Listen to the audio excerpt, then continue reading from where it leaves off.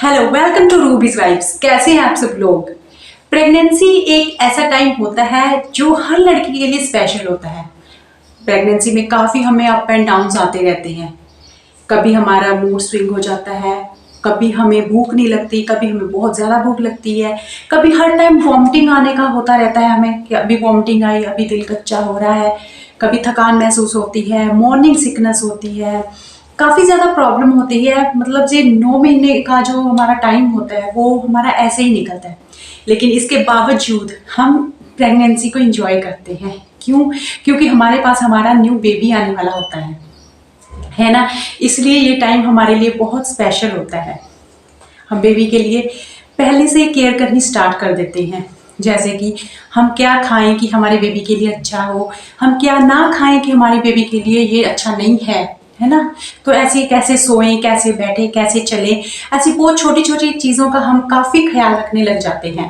वो सिर्फ किस लिए कि हमारे बेबी को कोई नुकसान ना पहुंचे।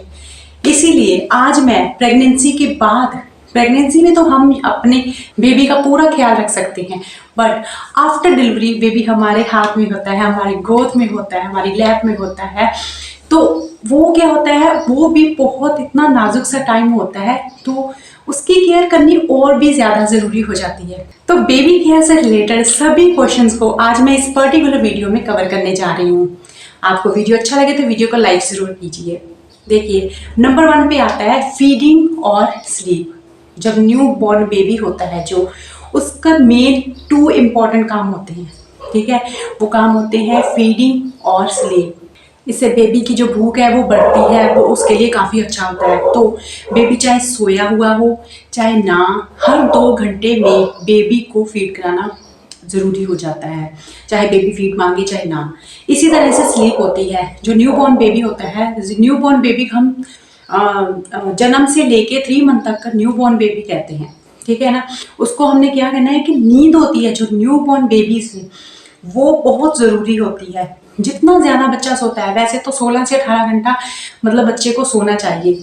अगर बच्चा आपका ज़्यादा सोता है तो इसमें टेंशन वाली कोई बात नहीं है, वो बहुत ही ज़रूरी है। अगर बच्चा इतना सो रहा है, 16 से 18 घंटे कवर कर रहा है, नींद ले रहा है, तो इट मीन्स वो उसका ब्रेन अच्छे से डेवलप हो रहा है। तो उसको ऐसे कभी भी नहीं सोचना कि बच्चा इतना कैसे सो रहा है। तो फीड भी बहुत ज़रूरी है, चाहे बच्चा डिमांड करे चाहे ना करे, आपको हर 1.5-2 घंटे में बच्चे को फीड करवाना चाहिए।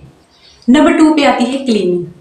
हमें सबसे ज़्यादा बच्चे की क्लीनिंग पर भी ध्यान देना चाहिए। वैसे तो हर कोई अपने न्यूबॉर्न बेबीज़ को लेकर कॉन्शियस होता है क्लीनिंग को लेकर, क्योंकि छोटे बच्चों को इन्फेक्शंस, वायरस, ये चीज़ें ज़्यादा जल्दी पकड़ती है। तो हमें इन सभी बातों का अच्छे से ध्यान रखना चाहिए। बेबी को अच्छे से क्लीन करना चाहिए। उसकी जो जब भी वो पोटी करता है, वो यूरिन पास आउट करता है, वो एरिया अच्छे से क्लीन करना चाहिए। चाहे अगर आप उसको वॉश नहीं कर पा रहे हो, वैसे तो सबसे बेहतर है, सबसे बेस्ट है कि आप उसको वॉश करें। अगर हाँ डायरेक्ट वॉश नहीं कर पा रहे हैं तो एक बाउल में पानी ले लीजिए, कॉटन की हेल्प से उसको वो सारा एरिया क्लीन कीजिए, ये बहुत ज़रूरी है, ठीक है। उसके बाद बेबी को साफ सुथरे कपड़े डेली ही पहनाने हैं, डेली बेसिस पे। समर्स में तो आप बेबी को डेली बाथ देते हैं, ठीक है, 2 टाइम की बाथ देते हैं, लेकिन न्यू बॉर्न को तो 1 टाइम बहुत होता है, तो उसको डेली बाथ देते हैं। तो उसको अच्छे से मुलायमदार कॉटन के कपड़े पहनाने हैं, क्योंकि उनकी स्किन बहुत डेलिकेट होती है। अगर यही बात हम विंटर्स में ले लें, जैसे कि विंटर्स में न्यू बॉर्न बेबी है, उनको भी जब हम बाथ देते हैं, बाथ या स्पॉन्ज करते हैं वार्म वाटर से, तो उसके भी सबसे पहले आपको पहला कपड़ा जो पहनाना है वो कॉटन का ही होना चाहिए। उससे क्या होगा, कॉटन जो स्किन को टच करेगा, वुलन का नहीं टच करेगा। वुलन के टच से हो सकता है उसको रैशेस हो जाए, ईचिंग हो जाए। तो सबसे पहला आपको यही ध्यान रखना है, आपको जो भी कपड़ा पहनाना है बेबी को, विंटर में भी समर में भी कॉटन का ही पहना होना चाहिए। नंबर 3 पर आता है माँ की क्लीनिंग, या बाकी जो उसके आसपास रहते हैं, बच्चों को उठाते हैं, उसकी क्लीनिंग कितनी ज़रूरी है। वैसे माँ की इसलिए क्योंकि माँ ने अपने बेबी को ब्रेस्ट फीड करवाना होता है। माँ ही होती है जो अपने बच्चों को अपने गले से लगाती है, हाथों में लेती है, गोद में लेती है। तो माँ का भी क्लीन होना बहुत ज़रूरी हो जाता है। जब भी आप अपने बेबी को फीड कराएं, आपके जो हैंड है वो बिल्कुल साफ़ सुथरे होने चाहिए। और सबसे ज़रूरी बात, कई बार क्या होता है ना कि हमें इस दौरान ना ब्रेस्ट में जो निप्पल होते हैं वो क्रैक होने शुरू हो जाते हैं, उनमें पेन होना शुरू हो जाता है। तो हम डॉक्टर को दिखाते हैं, वो ऑब्वियस है कोई ऑइंटमेंट वगैरह देते हैं तो हम उस पर लगा लेते हैं। जो कि इस चीज़ का आपको बहुत ध्यान रखना है कि अगर आप लगा रहे हैं तो उसको फीड करवाने से पहले अच्छे से वॉश कर लें। उसमें थोड़ा सा भी ऑइंटमेंट नहीं होना चाहिए जो आपके बेबी के लिए बहुत हार्मफुल हो सकता है। इस बात का आप ध्यान रखें। नंबर 4 पर आता है मसाज। मसाज बेबी के लिए एक बून है, वरदान है। बेबी को मसाज ज़रूर ही देना चाहिए। इससे ना केवल उसके जो बॉडी है, बोन्स है, वो स्ट्रॉन्ग होती है, बल्कि वो अपने माइलस्टोन अचीव करने में भी उसको बहुत हेल्प मिलती है। इसके लिए बेबी बहुत एक्टिव होता है। इसके साथ ही बेबी का अगर कोई पार्ट या कोई हेड किसी में कोई शेप में नहीं है तो मसाज के ज़रिए आप उसको अच्छे से शेप में ला सकते हैं। और सबसे ज़रूरी बात मैं ये कहना चाहूँगी कि आप अपने बेबी की मसाज अपने हाथों से ही कीजिए। किसी मसाज वाली आंटी को अपॉइंट मत कीजिए, क्योंकि यही वो टाइम होता है मसाज का जब आप अपने बेबी से जो बॉन्डिंग है आपकी अपने बेबी से काफ़ी अच्छे से बना सकती हैं। अट्रैक्शन, अफेक्शन जो होता है वो बढ़ सकता है। जब आप अपने बेबी को टच करेंगी वो बेबी आपके टच को महसूस करेगा। मैं तो यही कहूँगी कि जब भी आप मसाज करें अपने बेबी को अपने हाथों से करें। हाँ, अगर आपको नहीं भी आती है तो थोड़ा सा ऑयल लेके पहले तो पाम में हमेशा ऑयल को रब करना है। रब करने के बाद आप 1-2 स्ट्रोक ही लगा लेना एक पार्ट पे, बहुत है, क्योंकि वो न्यू बॉर्न है। उससे क्या होता है, बेबी को रिलीफ भी मिलता है। सबसे बड़ी बात होती है जब हम टम्मी में उसकी मसाज करेंगे उसको कॉलिक की प्रॉब्लम नहीं होती, गैस की प्रॉब्लम नहीं होती। ये मसाज इसके लिए बेस्ट है। नंबर 5 है क्लोथिंग। बेबी को जो भी क्लॉथ पहनाएं, वैसे भी मैंने पहले से बोल दिया है कि आप कॉटन का जरूर पहनाएं। अगर समर में है तो हम एक ही पहनाते हैं, इनफ होता है। लेकिन जब न्यू बॉर्न होता है तो कहते हैं फिर भी उसको 1-2 कपड़ा पहनाना चाहिए। चलो इनफ है वो तो आप कॉटन पहनाते हो। लेकिन विंटर्स में क्या, विंटर्स में भी हम क्या करते हैं, बेबी को मोटा सा कपड़ा लिए वुलन का वो पहना दिया। ये बिल्कुल गलत है, आप ऐसा मत कीजिए। सबसे पहले, जैसे कि मैंने पहले ही बताया है, कि कॉटन का कपड़ा पहला पहनाएं। चाहे वो टी शर्ट हो सकती है, चाहे वो वेस्ट हो सकती है, कॉटन का होना चाहिए। उसके ऊपर आप लेयर्स में कपड़े पहनाएं। जैसे ज़्यादा ठंड है तो वॉर्मर पहना दें, उससे ज़्यादा ठंड है तो ऊपर स्वेटर पहना दें। बाद में आप जो भी आउटफिट पहनाएंगे उसको वो ठीक है। अगर हाँ थोड़ी गर्मी लग रही है तो वो 1 लेयर कम भी कर सकते हैं, 2 लेयर कम भी कर सकते हैं, तो बेबी को भी इससे कोई प्रॉब्लम नहीं होगी। तो clothing is most important thing in new born babies. Number 6 की बात करें तो आता है स्ट्रेस एंड एंजाइटी। ये इन चीज़ों को बिग नो बोलिए, ठीक है। ये चीज़ें बिल्कुल नहीं होनी चाहिए। अगर आप न्यू बॉर्न बेबी के साथ वक्त बिता रही हैं, उसको फीड कर रही हैं, तो आपको इन चीज़ों को भूलना होगा। देखिए, आप बोलेंगे ये तो कॉमन हो जाता है। जब हम डिलीवरी के बाद बेबी को भी देखते हैं, अपने घर को भी देखते हैं, अपने आप को भी देखना है, टाइम ही नहीं मिलता है, फ्रस्ट्रेशन होती है, स्ट्रेस तो कॉमन सी बात है कि होगी। लेकिन ऐसा नहीं होना चाहिए। लेकिन देखिए, अगर आप स्ट्रेस लेंगी, एंजाइटी में होंगी या डिप्रेशन की बातें करेंगी, तो जो आप फीड दे रही हैं अपने बच्चे को वो उस पर असर करेगा। अगर ये सब जो बातें हैं ना, ये परमानेंट की नहीं है कि हाँ बेबी को संभालना है, फैमिली देखनी है, घर का काम देखना है, खुद को देखना है। देखिए, धीरे धीरे ये सब मैनेज हो जाता है। इसके लिए आप बस ये सोचें कि अगर आपको कोई एंजाइटी या स्ट्रेस होता है इस बात को लेकर, आप बस ये सोचें कि ये परमानेंट नहीं है, ये सब कुछ अच्छा होएगा।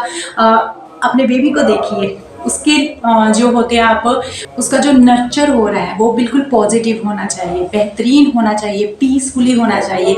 तो इसके लिए आपको स्ट्रेस, एंजाइटी, लड़ाई झगड़ा, जो भी नोकझोंक होती है, इन सबको बिग नो बोलना होगा। नंबर 7 पे आता है कोई भी स्प्रे नहीं करना बेबी के पास कभी भी। देखिए, हम कहते हैं कि कीड़े मकोड़े ना जाएं, कोई मक्खी मच्छर ना आ जाए, तो इसके लिए बहुत सारे स्प्रेज अवेलेबल होते हैं, हम उनको स्प्रे करते हैं पूरे घर में। बट अगर आपका बेबी न्यू बॉर्न है, वैसे तो बेबीज के साथ या किड्स के साथ ऐसे नहीं करना चाहिए जहाँ पे बच्चे सो रहे हों। हम क्या करते हैं, उनके प्रोटेक्शन के लिए हम गुड नाइट ऑन करते हैं, ऑल आउट लगाते हैं या स्प्रे कर देते हैं। ये चीज़ें बहुत हार्मफुल हैं। वो क्या है ना, जो छोटा बच्चा है वो अपने सांस ले रहा है, सांस के जरिए उसके अंदर जा रही है, जो अभी अच्छी तरह से डेवलप नहीं हुआ है। ये बहुत ही मतलब गलत चीज़ हो जाती है।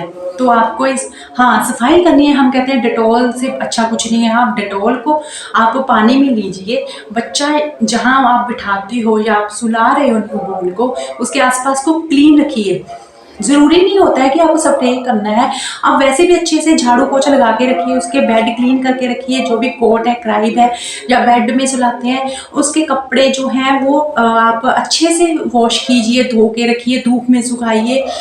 ये सफाई काफ़ी है। अगर आप इससे ज़्यादा सोचते हैं कि स्प्रे कर दो, वो बहुत हानिकारक हो सकता है, वेरी हार्मफुल। क्लीनिंग जो है वो बहुत ज़रूरी है क्योंकि बच्चे इन्फेक्शन बहुत जल्दी कैच कर लेते हैं।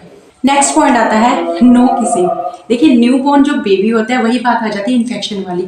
अगर हम उसको बार बार चूमेंगे, उसको किस करेंगे, हमें नहीं, चलो हम अपनी सफाई रखते हैं, हमें पता है, लेकिन बाहर से कोई आता है, रिलेटिव आते हैं बच्चे को देखने, वो उठाते हैं उसको। आप चाहे कुछ भी हो, आप कैसे भी हो, आप उसको अवॉइड कीजिए, सबको मना कीजिए कि उसको ये केसेस वगैरह ना करें, चाहे जितना भी प्यारा है। ऐसे मतलब न्यू बॉर्न बेबीज को ऐसे टच नहीं करना। नेक्स्ट पॉइंट है, अगर आप बेबी को फॉर्मूला मिल्क भी दे रहे हैं ब्रेस्ट फीडिंग के साथ या सिर्फ फॉर्मूला मिल्क पर डिपेंड है, तो आपको आपकी जो फीडिंग बॉटल्स है उसको अच्छे से स्टरलाइज जरूर करना है एवरी फीड के बाद। ऐसे नहीं करना है कि हाँ दिन में एक बार कर लिए, या आप 2-3 बॉटल्स रख सकते हो, लेकिन उनको हर मतलब कि जो भी फीड दे रहे हो हर फीड के बाद स्टरलाइज जरूर करें, ये बहुत ज़रूरी है। नेक्स्ट पॉइंट आता है बाथ। मसाज के बाद हम बेबी को बाथ देते हैं। समर्स में तो हम देते ही हैं, क्या विंटर्स में भी दे सकते हैं? जी हाँ, आप दे सकते हो, बट आपको जो वाटर है वो हॉट नहीं रखना है, बिल्कुल वार्म वाटर रखना है। ठीक है, अब सब कुछ तैयारी करने के बाद ही बेबी को आप वॉशरूम में लेके आए तो उसको नहलाएं। बिल्कुल माइल्ड, क्या कहते हैं, सोप भी नहीं होना चाहिए। सोप चाहे कितने भी हों, आपको सोप यूज़ नहीं करना है। बट अगर आप कहोगे कि हमने मसाज किया, ऑयल लगा, तो वो वाटर से तो रिमूव नहीं होगा। ये जी हाँ, वो वाटर से रिमूव नहीं होगा। उसके लिए आप बॉडी वॉश ले सकते हैं।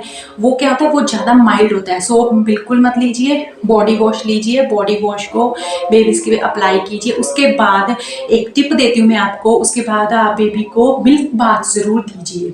मिल्क बाथ से क्या होता है, नहाने के पानी, गर्म पानी होता है ना जो वार्म वाटर है, उसके साथ हमारा मॉइस्चराइजर उड़ जाता है।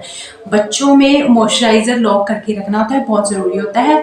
इसके लिए आपको मिल्क बाथ ज़रूर देना है। मिल्क बाथ में क्या कर सकते हैं, जो लास्ट मग होता है उसमें कच्चा दूध लेना है, रॉ मिल्क इतना सा ले सकते हैं आप, हाफ कप ले सकते हैं, उसको डालना है और लास्ट पानी को आपको उसको बेबी के ऊपर डाल देना है। उसके बाद दूसरा पानी डालने की कोई ज़रूरत नहीं है।